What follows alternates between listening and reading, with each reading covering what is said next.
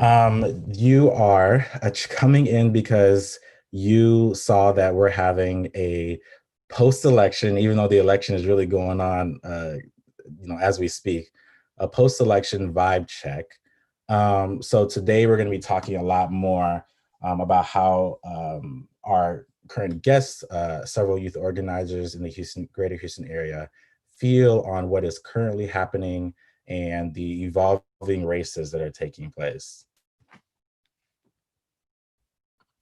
And I'll And Andrew. thank you all so much for joining us. And like Uyos had said, we are with Shift Press, which is a youth-led, youth-produced publication that really likes to highlight the ways young people build, influence, and experience power in their Houston. And we really, really enjoy creating these spaces and conversations that offer really productive ways for people to communicate and really find also other ways for people to really do something with the power that they have. And in specific to this community conversation right now, what we do is we try and help build a space by young people and for young people to facilitate conversations specifically around COVID-19 and its effects on the Houston area community. So this community conversation will be really youth-led in hopes of creating a welcoming environment that connects the audience and the organizers to get excited and do the groundwork with Houston orgs and other community members that are really leading the charge and getting students, getting youth, getting people within Houston involved in creating the change that they really want to see. And now I'll toss it back over to Uyosa with some reminders for this conversation. Yeah, so we're being live streamed. So if you come through the on the Zoom, then just know that if you don't want your face be seen on the internet, just keep your video off. We'll handle the rest on our side. And if you come through on Zoom, please stay muted until like we kind of open it up for conversation, or we kind of note to the audience to provide some commentary. But of course, if you're on social media, we really do encourage you at all times to put in commentary, put in your questions, because we want to acknowledge you at any point. And also just be respectful for how the facilitators want this space to function. So if you're in the Zoom, please do, like no Zoom bombing, no negative, no outwardly, like wild negative behavior, because we will be throwing folks out. We want to make sure this is a productive space. And again, if you're in the Zoom and you do expect to ever speak, we do encourage you to add your pronouns to your Zoom name as well. Awesome. And now we can just go ahead and jump into some introductions. So we'll just be doing name, pronouns, age, also affiliations or groups that you've most recently attended or attending as well. So I can start. My name is Andrew Futius. I use he, him, his pronouns. I am 21. And my affiliation is more specifically me working with Shift Press, specifically on these community conversation series. And we can popcorn. So I'll go ahead and popcorn over to Julia.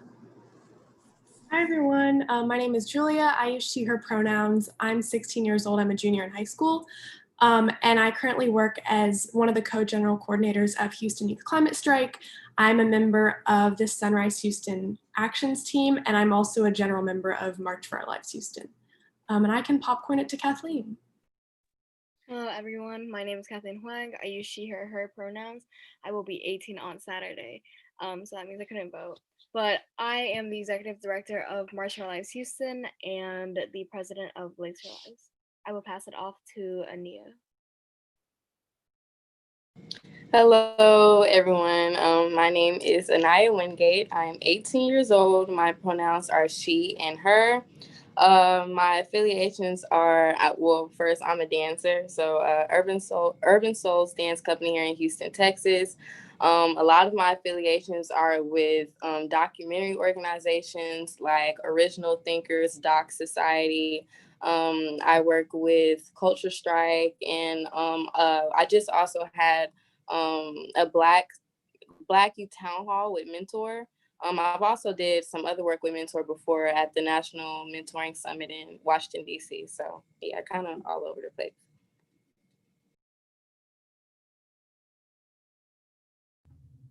Probably give it to Oh yeah, I got a popcorn. Oh my gosh. Okay, I'll popcorn to Maya, of course. Hi, everyone. My name is Maya. I use she, her pronouns. I am 22 years old, and I guess my full-time job is I'm the Texas State Coordinator with Campus Vote Project, and just generally a voting rights and civic engagement organizer. I did a lot of this work while I was in college at UT Austin, and I was involved with organizations like Texas Votes. I started the Texas Political Union there, was involved with Texas Rising for a while, and have generally been organizing for a long time, I guess. I didn't really consider myself an organizer for a long time, but I was. So yeah. And I will popcorn it over to, I don't know, Uyosa. So yeah, I don't know how it landed back to me, but this is dope because I'm Uyosa. I also work on Shift Press alongside Andrew Farias, and we're the two kind of co-hosts, co-facilitators of today's conversation. I definitely resonate with you, Maya. Like I did not for a very long time, see myself as an organizer. And, for a long time, I actually felt like, ooh, call myself an organizer. Look at the history of organizing, right? But eventually it's like, well, how do I explain what else do I do? But today I'm here really to work alongside Andrew on Shift Press work because this means a lot to me. So I will kind of start us off. And I know that nothing is done. Nothing is really like finished. Of course, we have state races that have been concluded and have been decided very definitively. But we have also this very larger national conversation that is like hitting Twitter, making there are a lot of memes on the internet about what could happen any second from now. But I'll make the floor really open. If folks can let us know what are some words that describe how the looming results or current results of the election are for you, and why did you pick those words? It'll be real silent, I see. I can go ahead and start. I think if the very first word that comes to mind is just anxious, honestly. We've been working so hard organizing over the past few months and honestly past few years in preparation for this moment. So there's definitely a lot of anxiety leading up to this week. So we've been like, I know I personally have been looking forward to this day for the past 4 years. So there was just a lot of anticipation, both good and bad. And then on the day of just like an overwhelming desire to know what would happen. I think another word I would say was honestly prepared. I talked myself through the fact that we probably wouldn't get clear election results on election day, and that President Trump would probably do some pretty crazy things like he ended up doing, like declaring premature victory and calling our electoral process fraud and encouraging us to stop the vote count. I honestly felt very prepared for all of that. Something that I didn't prepare myself for was kind of this shock of how close the election would be, and not so much in finding the results, but it was really surprising and honestly sad to me that for so many people in this country, the past 4 years haven't changed anything for them. And that for so many people, President Trump's actions throughout his term haven't completely horrified and shocked them in the way that they have for me, and they still believe that he's fit to lead our country. So it's been pretty hard for me over the past couple days to accept that, and it's a little scary for me. But despite those feelings, I've also felt a lot of pride. There are a lot of really incredible things that have happened in various races all over the country. The all four members of the squad, who I really look up to, got reelected, so that was really great. And then there were a lot of historical wins for LGBTQ plus candidates, Muslim candidates, people of color, women, and so that was really inspiring to see. And then also just looking at like the record turnout in Harris County and across the country, especially for youth, was really, really amazing. So I'd say like anxious and tired, but also really motivated. We had a Count Every Vote rally yesterday at Eleanor Tinsley Park, and we had a great turnout, lots of energy from the crowd, and it was just really cool to see how people are just ready to keep fighting and ready to protect our democracy and move forward together. So those are the words that I would choose.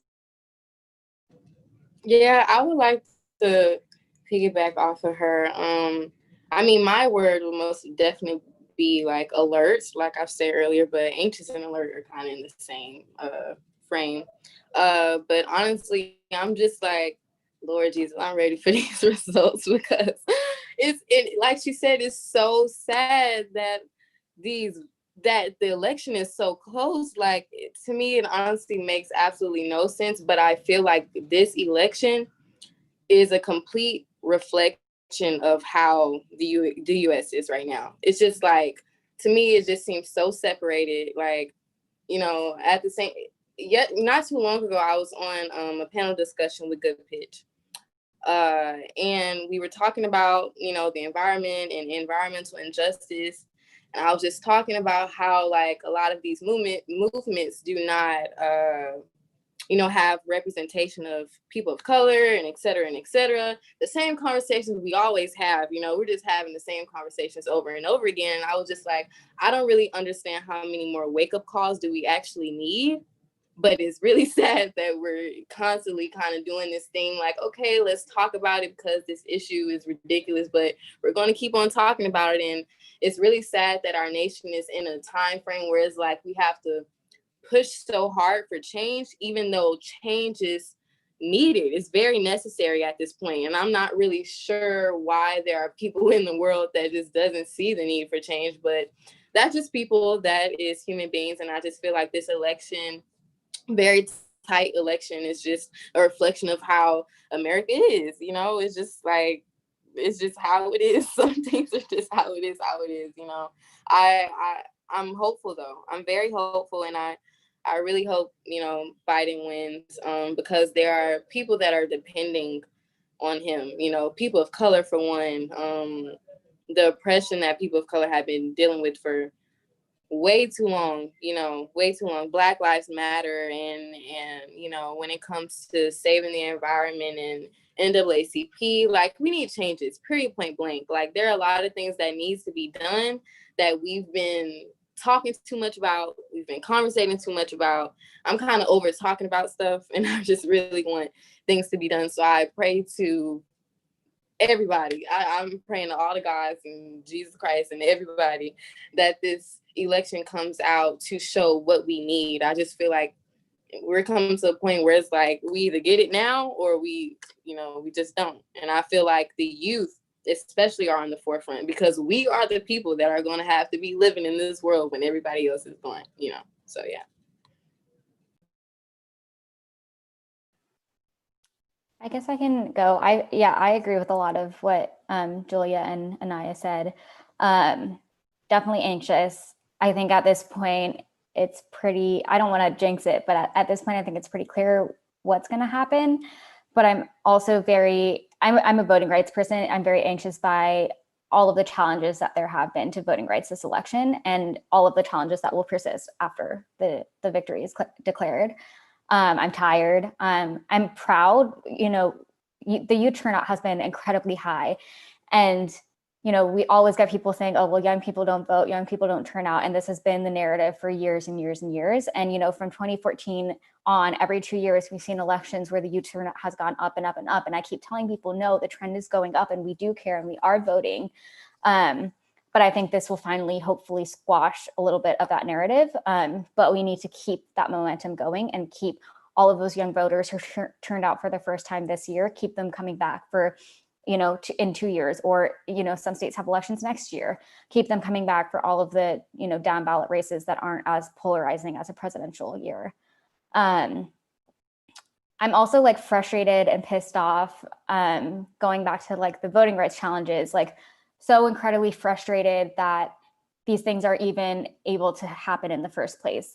For example, on election day, we were doing a lot of election protection work. And one of the biggest things that one of the biggest reports that we heard from young people and particularly students was that folks who were out of state for college or whatever reason, displaced because of COVID, did not get their absentee ballots on time. They got all the way up to election day and never got their absentee ballot. And they had done everything right, submitted things on time, filled out the forms correctly. They held their end of the bargain up, but were not given the right to vote because they had no other option. There was no same-day registration in their state, or they didn't have the right documentation for whatever they needed to do same-day registration, and had no other method for casting an emergency ballot because they didn't get their absentee ballot on time.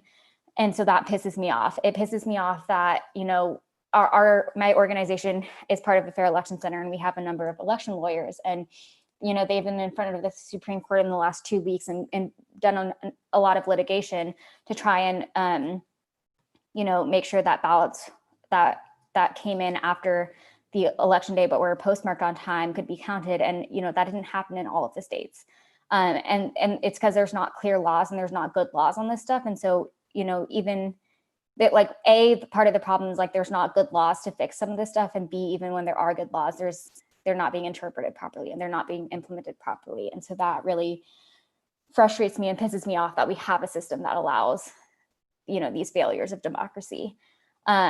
But that frustration and that like anger, you know, really motivates me and fuels me, because like I've already got a compilation of all of the legislation and policy that I want to go try and file in a bunch of different states and at a national level. And I think no matter who wins, I think it's pretty clear who's going to, but I think no matter who wins, there's going to still need to be a lot of organizing. Like, just because someone gets elected doesn't mean that, you know, all of our problems are fixed. Like we've seen, like so many millions of people voted for someone who continues to show that they don't believe in democracy, and that's it's crazy. It just shows how racist this country has always been and continues to be, and how much work we still have to do. And you know, this problem isn't going to go away. There are going to be more elections with more candidates that are equally as racist, and we're going to have to, you know, fight, continue fighting no matter who's in office and who's president. Yeah, I have a lot of other thoughts, but I'll cut it off there and we can continue later. I agree with what everyone has said, and I think like my core, I'm exhausted to my core, and I have Trump supporting parents, and I can hear them every single day in their bedroom. So you know, reading misinformation. They're saying it's fake news. They're saying so and so had 100,000 registered voters, but then they had 150,000 like mail-in ballots, and I'm like, you're reading like BS, dude. And it's really frustrating to just be surrounded by all of this negative energy. I'm really anxious. I'm constantly refreshing the page. I can't focus in school. I can't sleep, and I'm just really, again, I'm also like Maya said, I'm pissed off because there's people on social media who are like, if you can't be friends with someone who doesn't share your political opinions, then like you're immature. And I'm like, dude, this is not a political issue. These are my human rights that I'm fighting for. And on top of that, like, it doesn't seem like our teachers are really understanding that we are so incredibly stressed out right now, and they're piling on work, and they don't realize that like some of us are terrified for our lives right now.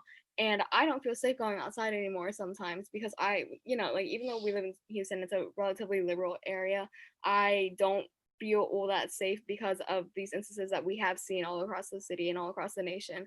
And I just hate that people have to feel this way. And honestly, yeah, I don't really have like as much thoughts as everyone else, just because I'm just been so overwhelmed, and I've been conversating for days on end now. But I'm just exhausted, and I want this to be over, and I'm not really sure what to do next. I think I'm kind of like directionless right now. I think we're all in just like a really weird limbo where we're just waiting for whatever happens tonight, whatever happens tomorrow. We don't even know when the votes will all be counted, and we're just waiting, and I don't know what to do next. Yeah. I definitely go ahead, Maya. Oh no, I was just going to add one thing on the point of fake news.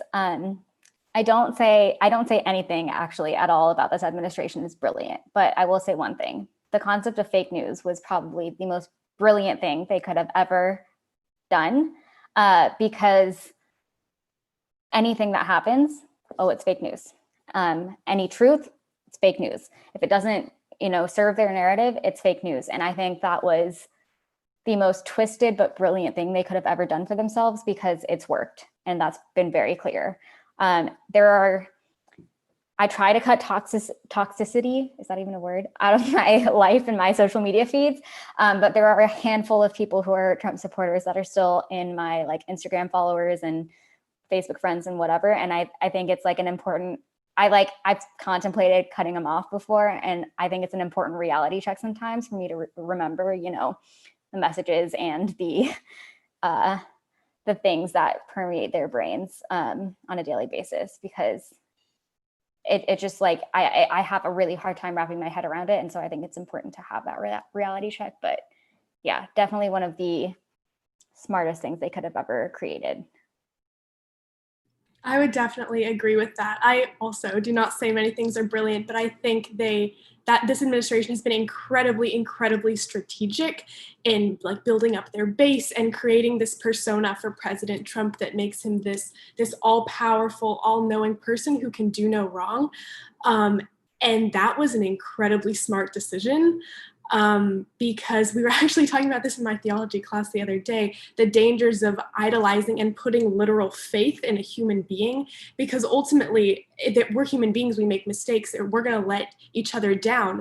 But that's what's so incredibly dangerous about putting that amount of faith in this, creating this God out of a person, is then they can do no wrong for you. And that's, I think, what's been once now that we're at that point, it's kind of hard to go back. It's kind of hard to break it to these people that he's not a God. And I personally don't even really know how to respond to that. I definitely agree about the reality check. I click through Instagram stories and there's some that I just choose not to open, but I kind of force myself to keep some of those people around just so that I can remind myself that I don't live in a bubble. I think that's probably why I was so shocked that the election was so close, is I isolated myself a little too much. And so I don't want to do that moving forward. I need to keep that reality check for myself. I'd also second what Kathleen said about school. Going to school on Wednesday was honestly one of the hardest things. I don't remember which classes I had. I don't remember a thing I learned in any of those classes because I was not listening to my teachers. I had my browser open and was refreshing the results and trying to organize. We had the big rally later that night, and I was trying to do last minute preparations. And it was kind of hard because I felt like I was in an environment where I was expected to act normal and expected to just go and continue. And I didn't really know how to communicate that I'm terrified for my future. And I'm in my high school class, I'm the only visibly non-white person. I'm the only person of color.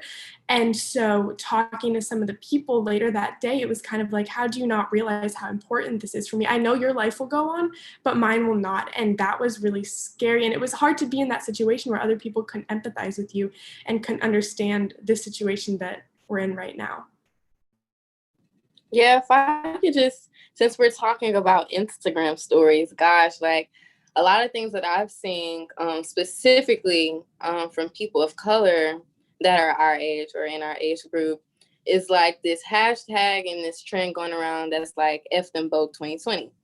And it's just like, you know, there's this trend going around that's just like, don't vote because they both suck and they're both horrible. And it just, you know, I've gotten into so many conversations via social media, in comments and on Instagram and in Twitter, like trying to actually inform people that, you know, voting does matter. But I've just seen recently that, I mean, I cannot blame people of color, especially young people, for not believing that their votes do not count, and also for believing that both participants in the election are not, you know, the best for us, you know, because I mean, we just have so much distrust in the system.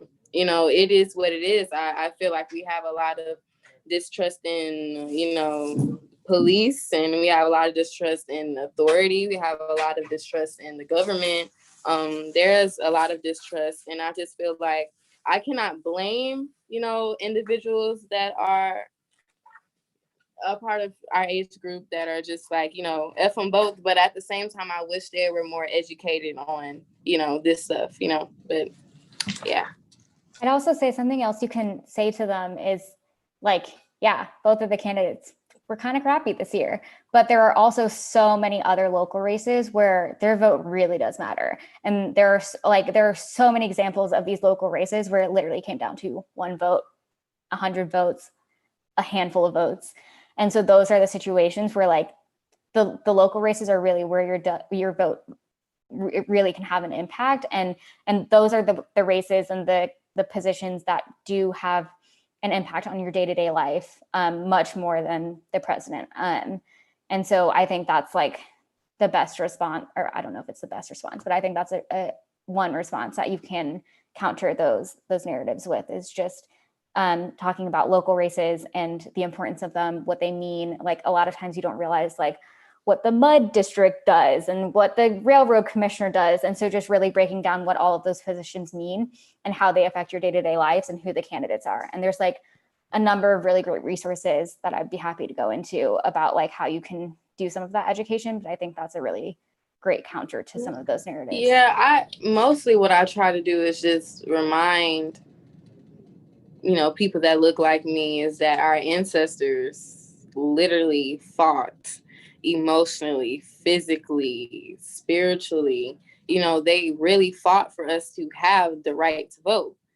There are, my great grandparents at one time did not have the ability to vote. You know what I mean? So it's like, for us to not vote as people of color, it's like, what are we saying to our ancestors and the civil rights activists that have passed away fighting for our rights? It's like, that's why I really just try to remind people that, we really had to fight to get here in the first place. But yeah. Yeah, I completely agree with all of that. I had a lot of friends who were really kind of struggling to make the decision this time. And I actually heard an analogy on TikTok a few months ago that completely changed how I perceive this election. It was about how elections and like voting is not about finding your soulmate. It's not about finding this perfect person who matches you completely. It's like public transit. You get on the train that takes you closest to where you want to go, and oftentimes that train's not going to stop at your exact destination. You're going to have to get off and walk a little bit, but you take the train that's going to take you the closest to your final destination. And if that train is taking you in a completely opposite direction, if that train is taking you backwards, if that train is taking you towards fascism, then that's not the train that you're not going to take. And so that really, really changed how I perceived this election, because I was feeling really, really negative, and I still do. But that gave me a whole new insight into this. And I organized mainly within like the climate community, and the climate community was really, really focused on Bernie. And in Bernie, we found this candidate who was going to help us achieve our goals. So there was a lot of kind of reckoning that happened within that community and figuring out, well, now how do we move forward? How do we find what we found in Bernie and Biden, and how do we encourage him? And I think that, I don't remember who was talking about it, but someone was talking about how we're not going to stop after this election. We're still going to be out in the streets. We need to hold Biden accountable. Just because we elect him doesn't mean we're going to sit back and relax for the next 4 years. We need to show him this is the future that we want and hold him accountable every single day over the next 4 years. I know I'm never, like, as a host, I try as much as possible to not put my own like energy in there. But I think for me, I folks know how I am on Twitter. Folks know how I am on the socials. I say it straight up, and I've said how I feel. I think where I think we all agree on those things, right? Not the best candidates.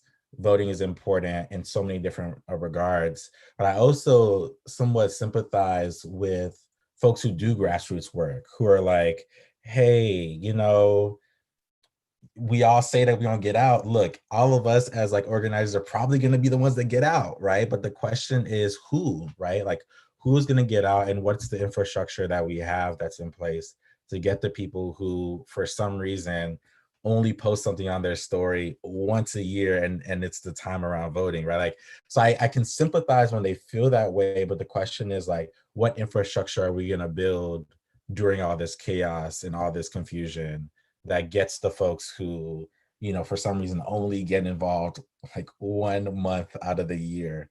So I'm like in the middle of that. And I can sympathize, but for on my side, like, I think that's some of the reasons on why like Shift Press is important, like to even have the space to try to continuously have these conversations.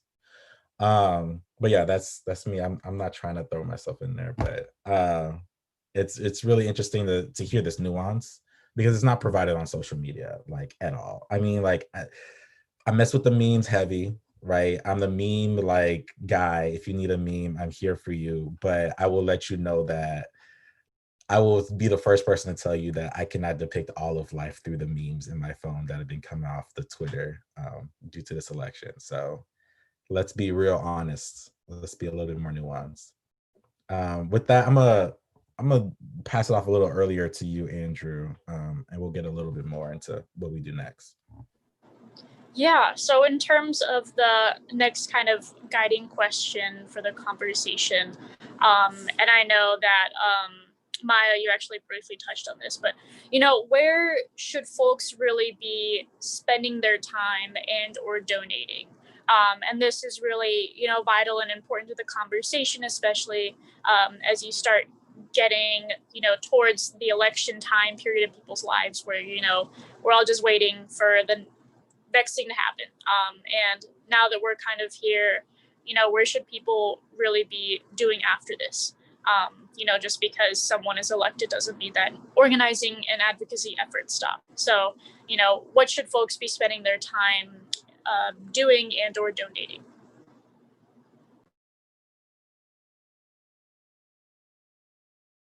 And before we get on that, someone actually asked the question, like, do y'all still think that they noted that we know how things unfolded with Trump's campaign strategy against Biden.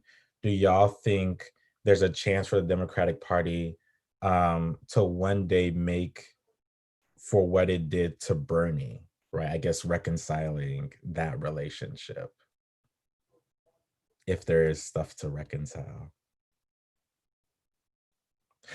Let me point out, let me give some context to the folks who are listening. I back in the 2016 election, I think this started really 2016.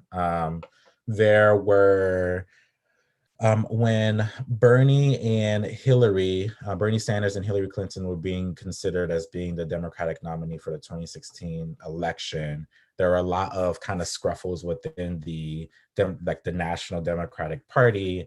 And basically, if I were to be very objective, like the National Party did as much as possible to get Hillary to be in the front, really, because they felt like she would be the best candidate against Trump. Got you. Fast forward about 4 years later now, Bernie came through again, and we had something that similarly came through and happened earlier this year at the national convention.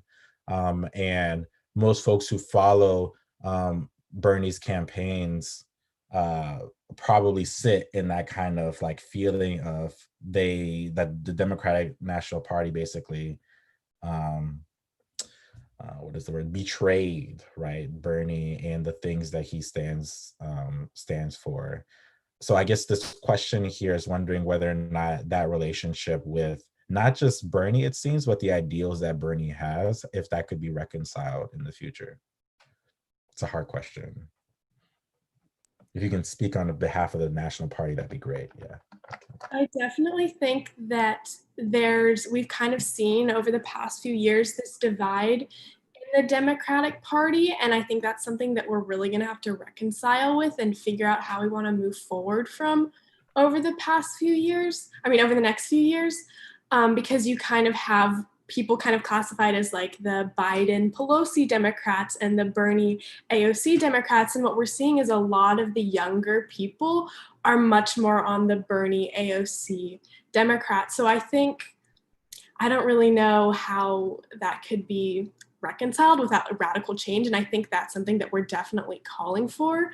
And kind of just talking about this a lot more, because it's something that the National Democratic Party just kind of did. And there wasn't, I feel like, I don't even know how you could really have a discussion about that, but it just sort of happened. And I think there's going to be a lot of pressure from young people and from these demographics of people who supported Bernie and his ideals, which I think are becoming increasingly popular over the next few years. So I'm definitely interested to see how that plays out. I'll just also add, I think there was a difference between what happened in 2016 and what happened this year, in the sense that like when Bernie lost in 2016, that was it. Like, he did not endorse Hillary. And so I know so many people who wrote in Bernie. in the general election. But this year you saw Bernie speak at the national convention, and like you saw him try and like do a little bit of like campaigning and endorsing for Biden. And so that was like significantly different than what happened in 2016. And so I thought that was good, I guess, from like a electoral politics standpoint. Although electoral politics isn't always the, the best thing.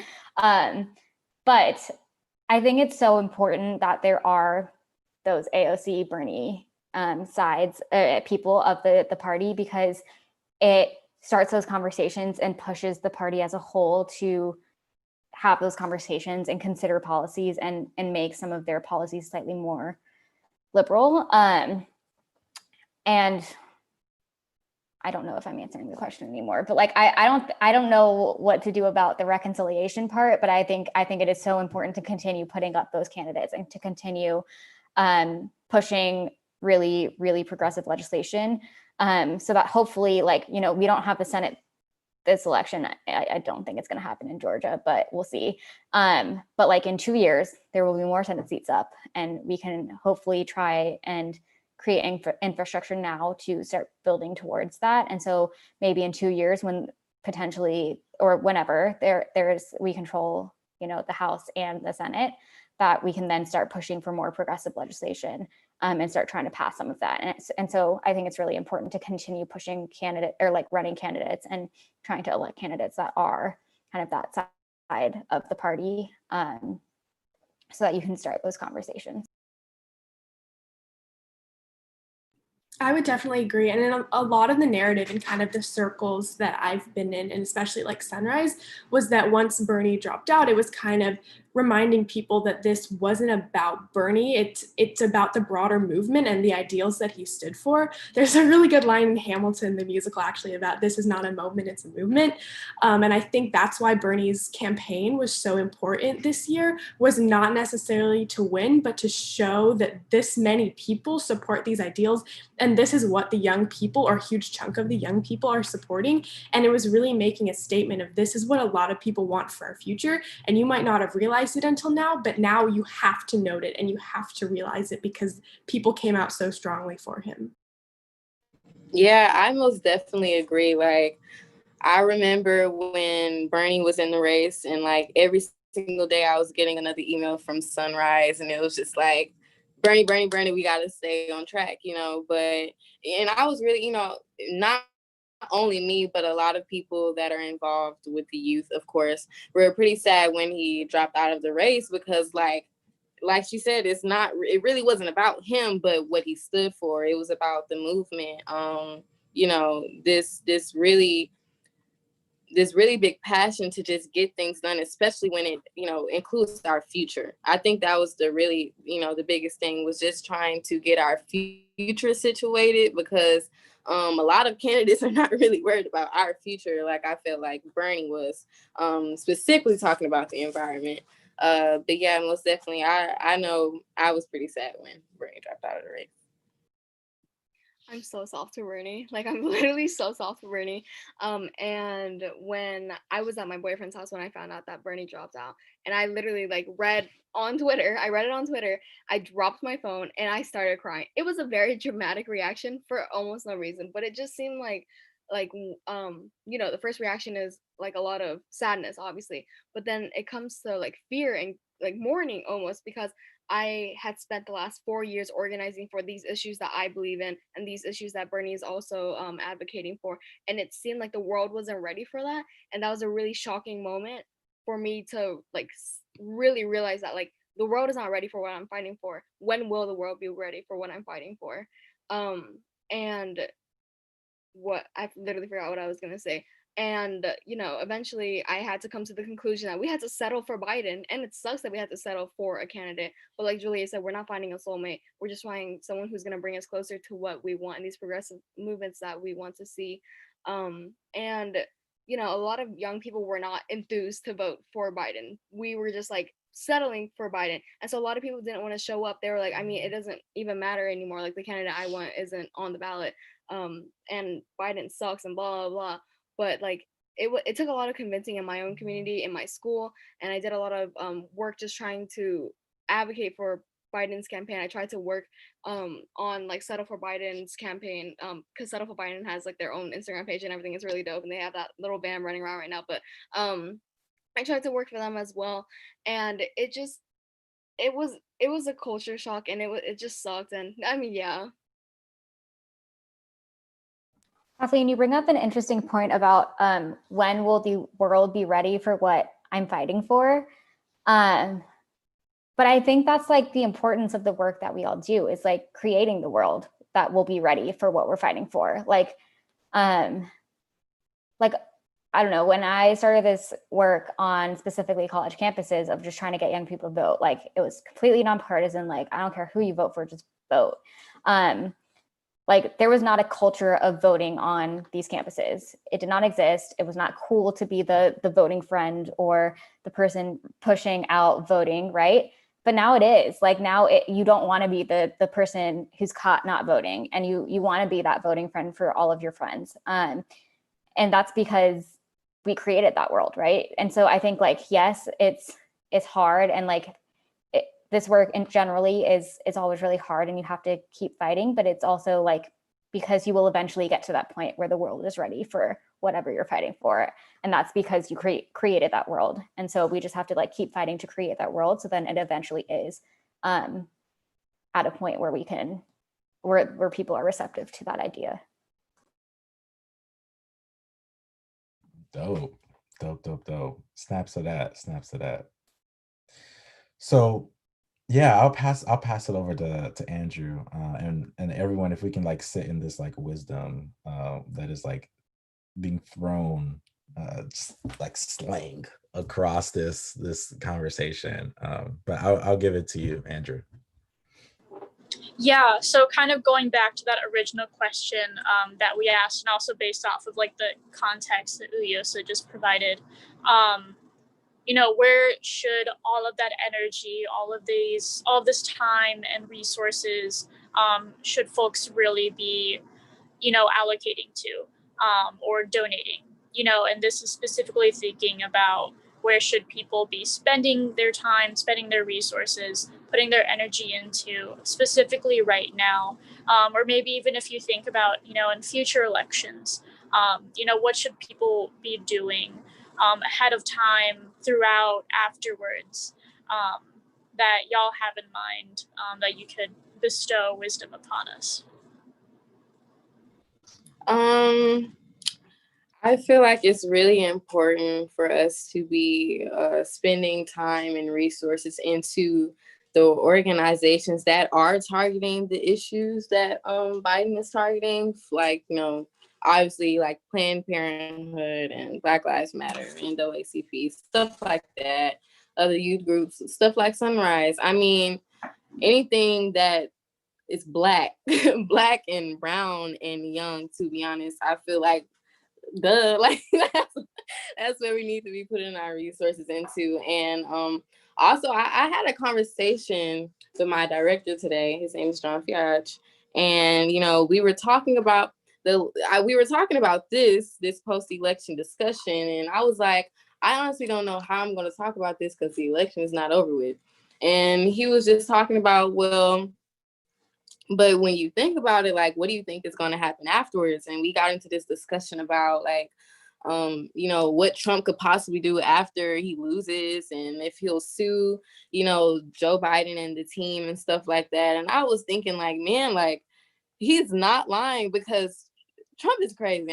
I gotta say it how I want to say it. Trump is crazy. His team is crazy, but they're extremely smart. And I feel like, they would do things like that, like, sue. And so when it comes to putting resources in future representatives, most definitely, I guess, like putting resources into Biden's legal team and et cetera, stuff like that. And we're even wondering, like, even echoing the energy that was like for the folks who are always saying, hey, we don't go out, even if we get Biden elected, who should they be going out with? I think that's even the energy there as well. Even past the clutter, past inauguration of whoever's inaugurated, right? Like, where should people be throwing their coin, the time on the clock, what does that look like? So the Texas legislative session is starting in January. And I think that's like one very immediate thing that is going to demand a lot of energy and attention and organizing, because the Texas legislature is still very one-sided, and they're going to pull the same crap, plus maybe even worse, that they did last session and the session before. And so we need to, and it's also going to add a new level of interestingness that because of COVID, it's unclear if like visitors will be allowed in the building, if even staffers will be in offices, how advocacy will work in the Capitol, because usually you can just walk into an office and say what you want to say. But that might not be the case. And so because of that, we're going to have to work even harder to make sure they know that we're watching them, and that they know that we're there watching their every move, and that we will yell and advocate and protest and are watching what they do, because it's going to be easier for them to forget that there are real people and real constituents behind their actions that will be affected by their actions if we can't physically be in their faces about it. So I think that's one very immediate thing that is going to need a lot of organizing.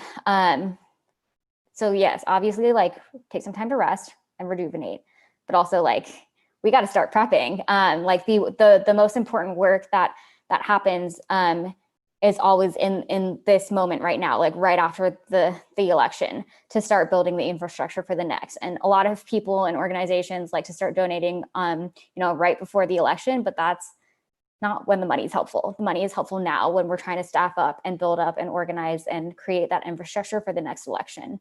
So I know from like our organization standpoint, like now is the time when we need to be building those coalitions on campus to make sure that everyone is prepared to get every new student registered on time for the elections. And now is the time when we need to be advocating for putting polling locations on college campuses. And now is the time when we need to be, trying to get administrators on board to put in certain policies that will help students. Because when you start getting into the heat of an election, then everyone's like, well, there's no time. And that's always the excuse. But, if we start today, they don't have an excuse that there's no time. So yeah, those are my 2 cents. And in terms of actual money, I don't have a specific list of organizations, but go out and research organizations that you think are really important and represent your personal values and what you want to see. Research them, see what they've done in the past, and donate now rather than later, because now is when the money's going to be the most helpful, because this is the time when we don't have the most donations and all of our grants have ended, and it's hard to find new grants for the work that we want to do. I actually especially resonate with that first part that you were talking about. Like, there's going to be a need for a lot of creativity, a lot of like technical help, a lot of like new ideas in regards to how do we even interact with the state legislature that still, when it was normal, when it was like non-COVID time, was not even receptive to folks, right? So a lot of like thought needs to be put into that. So I appreciate you pointing that out first and foremost. Yeah, I would say first, like just over the next few weeks, just echoing that thought that this isn't going to be over anytime soon, even once we get the election results. So just to be ready to mobilize, be ready to participate in direct action if you have the capacity to. We have lots of actions being planned in the Houston area over the next few weeks to show people power and demonstrate the need to count every vote, protect our democracy, all that sort of thing. So if you are able to and feel safe coming to those actions, we would love to have you. I'd also like to echo what Maya was saying about holding our elected officials accountable. I think we need to hold them more accountable than we ever have before. I think a lot of politicians tend to feel safe as soon as they're elected. So I think we really need to work on showing more of that people power than ever, and turning up over and over again and making sure, like she said, that they don't forget about us, that they don't forget that they have these real life constituents that are going to be paying attention to them every single day. And I'd also echo that, like a lot of organizations, we get this huge surge of money and people who want to plug in before big things like elections, but then we need those people to stay and keep joining when the actual progress and work is happening in between these elections. So I think, finding organizations who advocate for the issues that you believe in and thinking about how can I plug in. You don't need to dedicate your whole life to this if you don't have the capacity, but literally, as a youth organizer, everything helps. Every little minute of your day that you are able to help, that's one less thing that someone else has to do. Like, it is so, so helpful for you to just plug it in any way that you can. And if you can't join an organization or be active, one of the most important things that people can do is just education and educating yourself about the things that are happening in the world so that you're knowledgeable when something like an election happens or when your elected officials are making decisions that impact you. Once again, coming from the climate lens, one of the most effective things that helps people to like believe in climate change or whatever is just having discussions about it and just talking about it and getting it in people's head and talking about it and having those important conversations is so, so impactful. So that is like at the very minimum, that is what you can be doing. I just want to piggyback off of that real quick. Like, I totally agree when it comes to, the least you can do is just let people know what's up, like really bringing awareness to topics and, moving conversations in different ways, like however you can. I know a lot of times, we don't discuss a lot, but art and dance and media, like that allows us to have conversations about things we wouldn't want to have face to face. Whether I decide to dance about something, I just produced a show about environmental injustice, and it really did move the conversation. And I heard like people in my high school talk about climate change, and in my area, we don't talk about that. You know what I mean? And so I feel like the littlest you can go as like fact checking people. And, I was just on Instagram the other day and my friend was on live and he was saying all of this crazy stuff. And usually I don't really, give energy to negative things, and when people just sound ignorant to me. But I do have to understand that like not everyone is educated on the things that we know.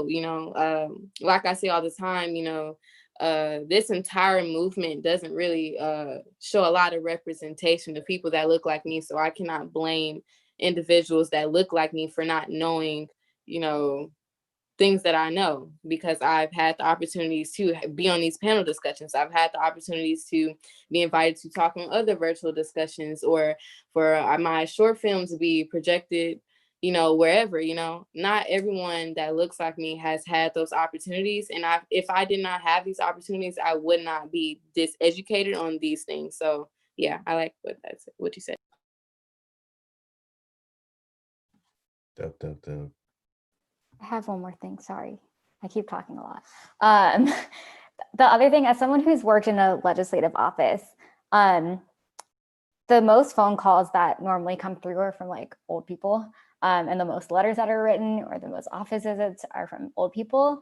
And like, it is amazing that young people put so much out on social media and, protest and do all of these new innovative things to have their voice heard. But you should also, like, when you say call your legislator, I know or legislator or representative, like, I know we say that a lot, but like, how many people actually pick up the phone and call? And I know we don't, like, I know our generation doesn't like to pick up the phone and talk to people on the phone, but like, we should do more of that, because if we overwhelm the phone lines with a bunch of young people telling our representatives how we want them to vote or think or whatever, that will show. Because like, they have to write down every time a constituent calls, they have to document it. And so the like more we overwhelm the phone lines and the emails and the letters and whatever through the formal channels, the more they have to write it down every single time we do it. And the more they have to like listen to it, whether they do it intentionally or not. So also consider actually picking up the phone and calling your representative, and not just writing that on social media. I know y'all probably do this, but this is a message for the people who aren't as engaged as you. Exactly. There's this culture of like apathy and performative activism within our like high schools, within our college students and everything. They just think that posting on social media, that's like, well, that's my like 3 seconds of activism this year. I'm done. I'm ready for next election year. People are posting like go out and vote and doing all these things, but they're not phone banking, they're not text banking, they're not calling up their reps, they're doing all of this like sexy activism, right? They're doing all of the protesting and all these demonstrations and all of these like random BS that's not that looks pretty and it looks nice on social media and it like it fuels their like their little feel good feelings, but it's not it's not the most sustainable thing to do to get to where we want to be. And I also want to remind everyone to like, I think what happened with local elections this year was really devastating. It didn't turn out the way that we wanted it to be, but I think that we just need to stay hopeful. You know, we need to start organizing towards like the next election year, because what happened this year locally was not cute at all, and it really like that was what I was most upset about on election night, when I was seeing you know, MJ concede, and seeing Shri lose, and seeing all of these people that I've been working with and had been following this entire time just drop out or lose, and it was really devastating. And again, I want to like you guys are all saying, to raise awareness. There's a lot of misinformation right now. There's so much misinformation right now, and people in my high school are posting on Twitter just like they're pretending to be woke just to pretend to be woke, right? And they're not really educating themselves on the issues that are happening right now with all the with all these people who are helping curing ballots, and still, you know, going out and doing these having these protests or whatever. But they're just, you know, they're just posting. It's really irritating, but like raising awareness about the issues that are still happening right now. I'm wondering how we feel about TikTok though, right? Because that's a new wave. And we saw Donald Trump especially even do what he, you know, assert all sorts of other falsities about like China and whatnot, just to try to get that app down. How do we feel about the work that's being done on there? Do we feel like we need more of it? Do we feel like we need less of, you know, because I don't want to say it's performative, right? Because all of it is very different, right? But like, how do we feel about TikTok in general? I honestly, last year when like TikTok was really picking up, I was definitely one of those people who made fun of anyone who had TikTok. Like if you had TikTok, you can bet I was making fun of you. And then I downloaded it, and then my screen time went up, and then I got sucked into the TikTok vortex. And over the past few months, especially over the summer, I can say my respect for TikTok and people on TikTok went up so much. I think it's become a really, really influential platform for especially young people, especially for our generation, to kind of come together and connect in a way that I don't think other generations have been able to. Because yeah, like older generations had like Instagram and stuff, but that's when you see, you know, that like very picture perfect view of someone's life. And I think TikTok has helped our generation to really connect in a way, in like a very personal way, and literally like, you know, you're talking in these videos. And I think that's been really, really cool to see. And then as we've seen like with the BLM movement over the summer, especially, there was so much education happening on TikTok, and I learned so much about issues that I hadn't previously known about. So I think that's been really, really cool. And just seeing, I think a lot of things have made a huge difference on TikTok. I think like any other social media app, there's a lot of performative activism. There's a lot of really toxic circles and toxic things that are being put out by everyone. And I think that's kind of, with social media, I think that's kind of inevitable. But I think the pros of TikTok absolutely outweigh the cons. I think it's been really, really influential on people our age, especially. I most definitely agree. Like, I feel like TikTok got people talking, which is good. Like, we need that. Like I said, we need to move conversations in places where we do not have those conversations where they're needed to be.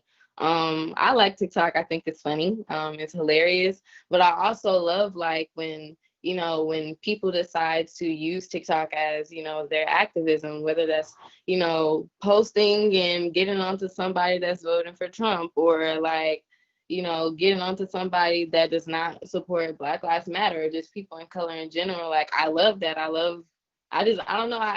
I really do love people. Like, you know, as humans, we kind of like, we be all over the place, you know, when it comes to our ideals, our, you know, how we decide to operate with one another. I really feel like, of course, we got a lot of work. Jesus Lord, we got we got places to be. Like, we really do have a lot of work to do as, you know, as a group, as a whole. But, you know, stuff like TikTok kind of just, you know, eases in the conversation. It's funny, it's cute, you know, like people makeup be done, they be looking good, you know what I mean? So I think TikTok is pretty efficient. It does what it needs to do. I completely agree. For the most part, that TikTok has done a lot to raise awareness around these issues that we care about. But I do have to say that especially prevalent on like straight TikTok, that there's a lot of performative activism to avoid being canceled. You know, a lot of influencers are not doing their research. They're just posting about it to show that they're aware about it, to say that they're aware about it and not get canceled. Like with over the summer, Breonna Taylor, she became a trend. She became a hashtag. She became an audio. She wasn't a real person to a lot of people on TikTok. It was honestly kind of disgusting to see how someone who had died and the BLM movement as a movement has become a trend, had become a trend and not really like a movement, right? They're raising awareness, yes, and that is amazing, and I completely applaud influencers for doing that, but they're not giving like the call to actions that we need to see. So I feel really old in this conversation because I like don't fully understand TikTok. Like I have it. I have not been sucked into the TikTok vortex. And I feel very old in this conversation, which is odd because I'm like 22 and I am like in work conversations, 99.9% of the time, I am the youngest person in the room and I am like the youth of the room. So I have a question though. How, like TikTok has incredible algorithms that curate your feed to exactly kind of what they like what they think you want to see, right? And so how much of it is actually truly getting out to new eyeballs that really need to see the content versus how much of it is just in its own bubble and echo chamber? I don't know the answer to that. And also I feel like there was, from my very limited knowledge of TikTok, feel free to tell me I'm wrong. I feel like there was a lot of misinformation, especially around voting information and just in general on TikTok. And so I'm wondering like what y'all's thoughts are about those two things. Well, I do know that TikTok has like this feature where you can share TikToks to other social media platforms. So when it comes to like, you know, how can we see like, you know, holistically what TikTok is doing? A lot of when I first started TikTok, I mean, only reason why I was on TikTok in the first place was because I was seeing so many TikToks on Instagram or on Twitter or on Facebook or something. It would pop up and I'll be like, what even is that? Maybe I should get it, you know? So when it comes to like, you know, looking at it holistically, like I feel like even TikTok is not one of those social media platforms where it's like TikToks just be on TikTok.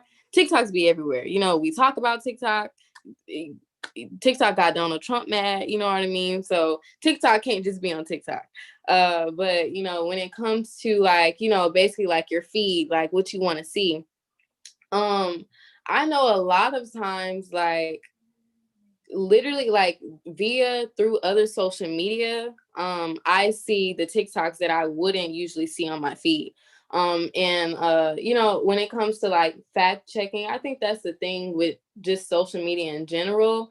But I did what I have seen a lot is like whenever there were trends that were, you know, like for example, there was this trend where like it was very weird. It was like people that were not of color like started this trend to, you know, make fun of Breonna Taylor, you know, or reacting the scene with George Floyd when he passed away. That was a trend on TikTok. But I seen it on other social media platforms, but the fact that it traveled to other platforms, I think allowed people to see it and, you know, actually be able to go to that TikTok or go to that the person who owned the account and be like, okay, you need to be canceled, period, point blank. I've seen that a lot on Twitter. I mean, it happens so much like during the whole, you know, Breonna Taylor and George Floyd situations, you know, when Black Lives Matter was in the streets every single day.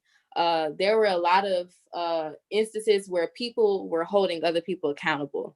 And I feel like TikTok and Twitter and every other social media, not just TikTok, but a lot of social media allowed, you know, young people to hold those individuals accountable, even when it comes to celebrities that did not use their platform to talk about the things that they should talk about. You know, I've seen a lot of people lose their job. I've seen a lot of people get kicked out of programs. I've seen a lot of people get kicked out of schools, and great, that was good for them because that's what needed to happen. It was necessary. So I feel like you know, TikTok can suck, but a lot of things can suck, you know what I mean? But you gotta, as a young person, I feel like we always have to maneuver our way through social media platforms and kind of figure out how we want them to work, you know, so we can, does that even make sense? Y'all get what I'm saying? That's all that. Yeah, I definitely feel that, Maya and I, being 22, we are basically like the elders of Gen Z. Like we started off, but for some reason there still is that disconnect. It took a Well, while. we were considered millennials for the longest time. Yeah, I feel like I only considered myself Gen Z until like this year. same. Before that, I would call myself a millennial because there was no like widespread word of like Gen Z. I don't know. Yeah, it was only until I saw the years that I was like, oh wait, I'm Gen Z. Word. Well, everyone called us millennials for the longest time too. Yeah, I don't know. We're at the weird transition phase. They're just mad. It's all right. We have a question from Facebook Live, wondering about self-care. Okay, big question, especially for organizers and activists. How are you all practicing self-care and kindness to yourselves during this time to ensure that your activism is sustainable? Ooh. Anyone want to answer that? Give some insight. I don't even know if I have a good answer because that is a really hard question, and I'm honestly still trying to navigate it. I don't have an answer for myself. The past few months have been like going to school 8 hours a day, come home, several hours of calls, more activism work, starting homework like at 11 p.m. and being like, when do I do anything else? And I've definitely thought a lot about how can I be kind to myself so that I don't burn out, because that's honestly one of my biggest fears is doing too much now and then not being able to continue it. So something I've kind of been thinking a lot about is just I think I've learned really well how to prioritize over the past few months and think if I'm spending a lot of time on this, then it's okay for me to not spend as much time on this. It's okay for this to maybe suffer a little bit, and then remember to come back to something else a little bit later. I think kind of time management has been one of the biggest things that I've learned becoming an activist. And then also feeling okay to just not do anything for one day. I think a lot of times I really stress myself out. And like this morning, I didn't have school, so I woke up and I watched Netflix. And it felt really, really weird. And I felt guilty because I felt like I should be doing something right now. So I think it's been a lot of trying to teach myself that it's okay to take a break for a few hours. It's okay to take a break for a morning or for a day, because if you don't do that, then it's just going to get in your head so much that you won't be able to continue anymore. Yeah, I would love to talk about this. When it comes to self-care, I feel like this is something I've struggled with since I was in elementary school. When you dance with a professional company, more than likely you're going to be the youngest if you're still in high school. And basically, like my entire life, I always felt like I had to play catch up. Especially when I got involved in environmental justice activism or just social justice activism in general, because I felt like I was so uneducated on things. So I always felt like I was playing catch up. So when I wasn't doing something, I just felt so guilty. Like you said, Julia, I just felt guilty because I always felt like it was something that needed to be done. But I had to, I had to really understand that I'm also something that needs to be worked on as well. Like myself, what I stand for, like it's no way in the world I can put work and effort into my passion without putting effort and work back into me. Because, as we all know, you give 100% out into other things and you don't get that back, literally you're going to fail at everything you do. You know what I mean?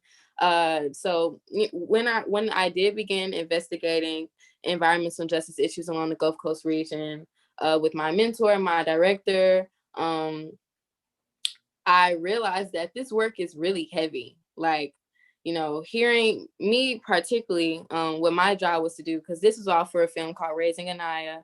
And it's basically about me transforming into an activist from just like me not knowing anything and actually learning how to involve art and dance and poetry to start conversations about things like this.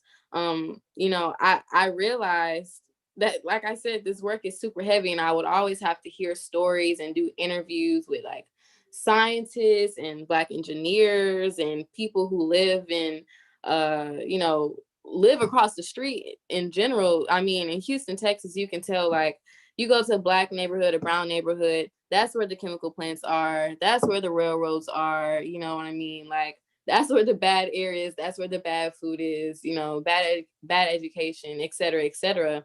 And just hearing these stories from people that look like me, I just realized, like, man, our lives are super hard. And during that time, during that phase, my senior year throughout high school, I just found myself just sinking into the ground because, like, I was just so obsessed with this work, doing so much work, just, you know, interview after interview and protest after protest, panel discussion after panel discussion, homework after the next homework assignment, and I was never giving time to myself. And I just realized that we really, as young people, like, we can't be 16, 18, 17 years old, like, with wrinkles in our face. It's a lot going on, and it's a lot to stress about, you know what I mean? Like, I stress about my dad leaving the house every day. I stress about my friends and what our world is going to look like in 12 years. You know what I mean? But at the same time, we have to find positivity somewhere. We have to find peace somewhere.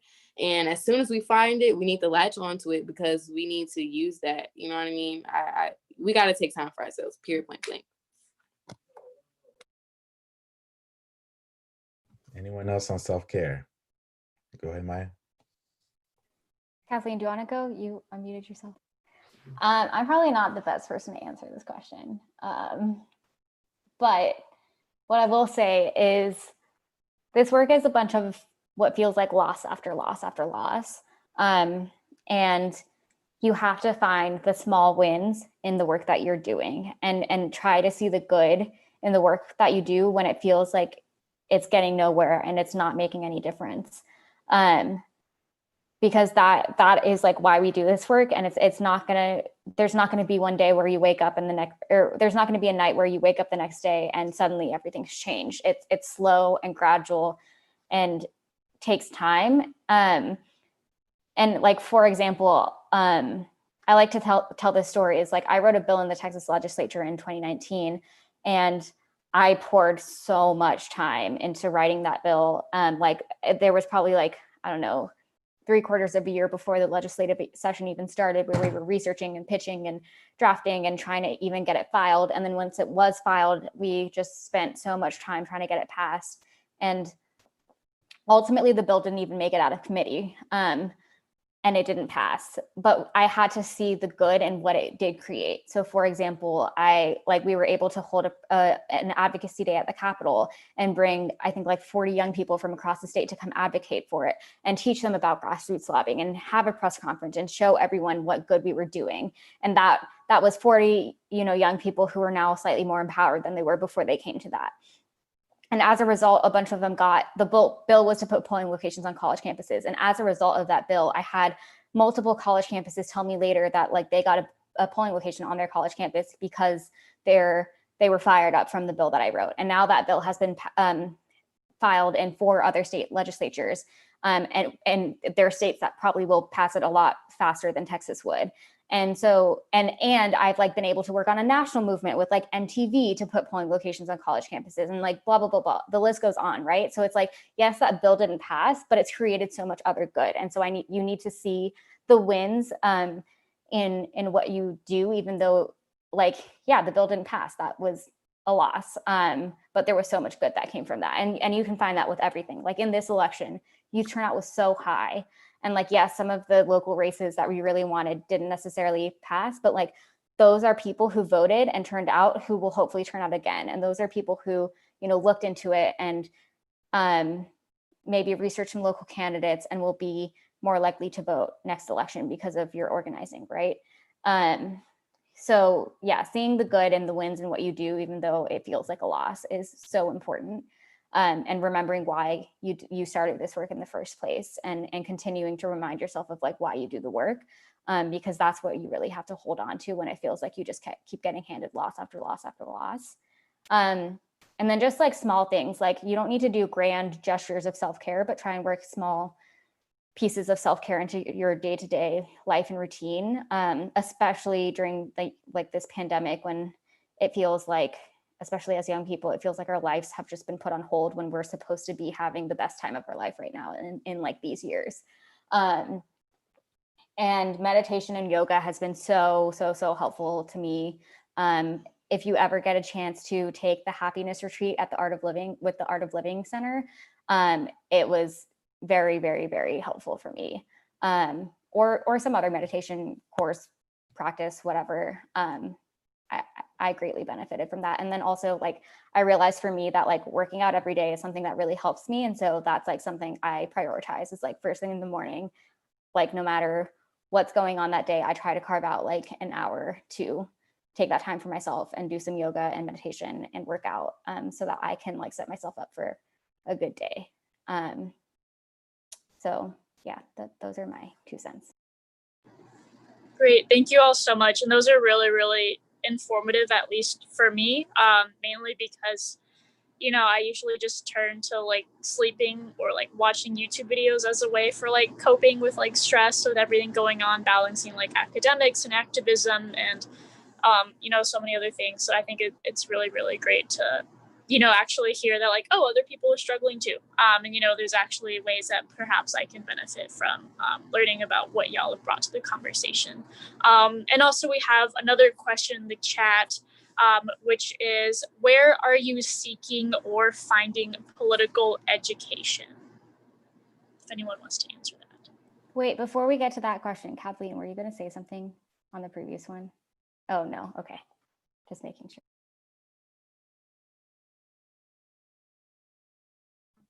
It's like, where do y'all get educated?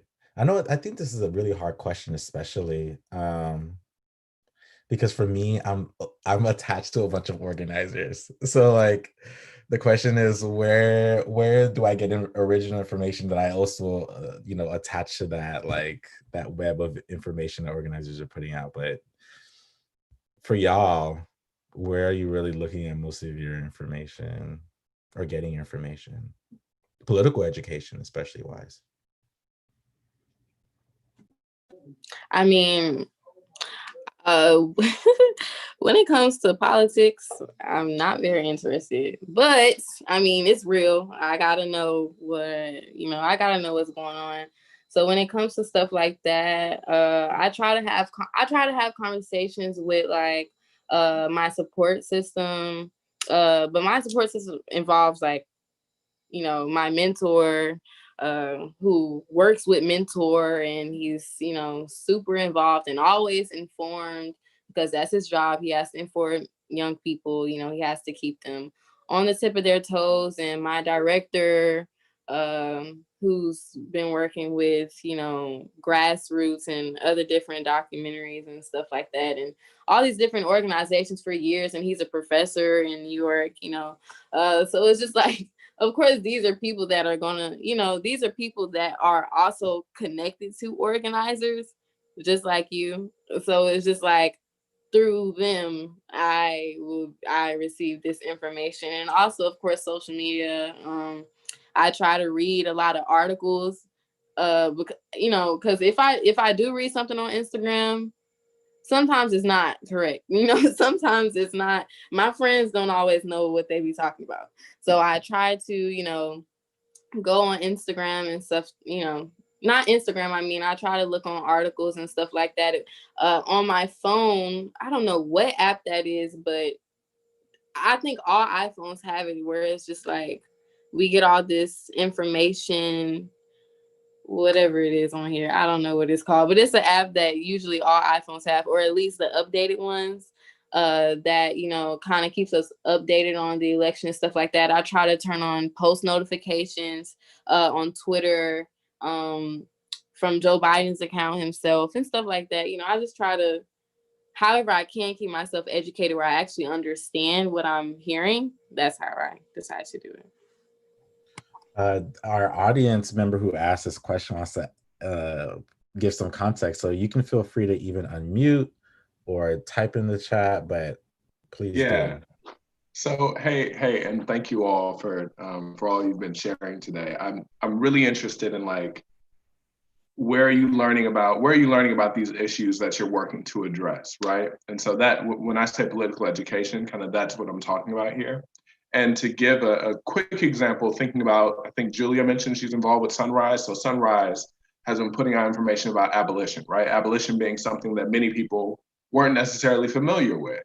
And so thinking about, as we're trying to both build awareness internally and externally, where are we going to kind of pull that information, right? If we're reading articles to back up what we're learning on social media, what are the sources that we're trusting? Are we going to the Chronicle? Are we going to, AP, or where are we going for this information? Are we going to specific Twitter accounts, right? To kind of see what, or Medium, or what, where are we looking? Does that make sense? Yeah. Are we going to Shift Press? Right? Are we going to Shift Press? No, seriously. Yeah. Absolutely. To be honest, if I'm being very honest, I mean, me specifically, I work professionally as a dancer in a dance company, and my dance company focuses on teaching Black dancers on how to navigate white spaces. And through dance and through art is how I choose to do my activism for environmental justice. But when it comes to that, I mean, I live in it. I live in a neighborhood that is next to a chemical plant. I watch the people I love die from cancer. You know what I mean? So when it comes to, how do I receive this information? Usually I'm experiencing it, or I experienced Hurricane Harvey. I had to stand in water that was shoulders deep, and I had to wait outside and get in the boat. So of course I understand and I know about how my environment is being affected, by climate change and et cetera and et cetera. But when it comes to people that are living on the forefront of the things that we are pushing for, I mean, I have to live with it every day. You know what I mean? I have to live with being Black. So of course I'm going to be passionate about whatever is Black. Of course I'm going to be passionate about Black Lives Matter. My father, he was, I mean, that's a very sensitive topic, but I'm very close to my father, but it's been multiple times where he's been pulled over by police officers and things have happened, or he's been wrongfully convicted of another crime, and it has affected our relationship. So when you ask me how, where do I get this that's the best I can put it. I mean, I live with it every single day. I think that's a really, really good point. And something that I try to do a lot as well is getting my information from the frontline communities and from the people who are most affected by the issues we're talking about. I think something we've all grown up learning about is how we in school are learning a very whitewashed version of history. So it's kind of up to us to then go outside of school and do our background research, go to the experts, go to the people who've been firsthand impacted by these issues and learn from them. And so that's something that I've really actively been trying to be better about over the past few years, is building up sources that I go to for my news, experts that I trust to know what's happening right now. For example, with climate, one expert who I really admire is Dr. Kathleen Hoang. I get a lot of my information from her. And then with issues like BLM over the summer, I did my best to go to the people who are speaking out, who've experienced the issues, like Aniya was talking about, and learn firsthand, because that's where you're going to get the most original, most unbiased, most unfiltered opinions, is from the people who are experiencing these things. So I think that's really important. And as a country, I think, and as a people all over the world, I think we can be a lot better about that. So I think in organizing and activism work, it's important to, like Julia and Aniya were saying, get the motivation and the stories from the people experiencing these issues. If you're not someone who experiences the issue that you want to do activism around, learn about the firsthand experiences of those people. And that should be where you get your motivation and understanding and grounding. And that's always what you ground yourself in. But then you should also get some, I guess, I don't want to call it practical information, but some education from reputable news sources, and try to find, the leading scholars in that area and read their books or their research articles or journals. look into the processes. So I think it's so important in activism to identify the problem that you're seeking to fix and which systems and government agencies and processes that have the most impact on on being able to change whatever you want to change, and go learn everything you can about that system. Or if you're not sure even what system is going to impact whatever you want to change, try and find that and figure that out. And you can do that by finding those leading scholars and understanding the issue, and then going and learning about, you know, how the system works. What are the procedural points? How do I work within the system that already exists, whether it's, you know, even if it's messed up, to change whatever we're trying to change. Some personal places that I like to go are like the New York Times, in terms of news sources, are like the New York Times, the Washington Post, the Wall Street Journal. And like, yes, I think it's so amazing that so much information and like organizers have been posting so much informative stuff on Instagram. But also like take everything you see on the internet with a grain of salt, and make sure you're researching it and finding primary sources to back that information up. Because I've seen a lot of very well-intentioned posts on Instagram that are trying to be informative have some piece of misinformation. So always make sure that you're doing your own fact checking, and you're doing your own verifying of the sources you're looking at. Jason, if there's like a particular issue area that like you are interested in, I'd be happy to talk through, like if I happen to know particular sources that would be good for you to go to. We can do that offline. So yeah. Oh, well, shout out to the Texas Tribune for anyone who's looking at, who's interested in figuring out what's happening in Texas at every single second.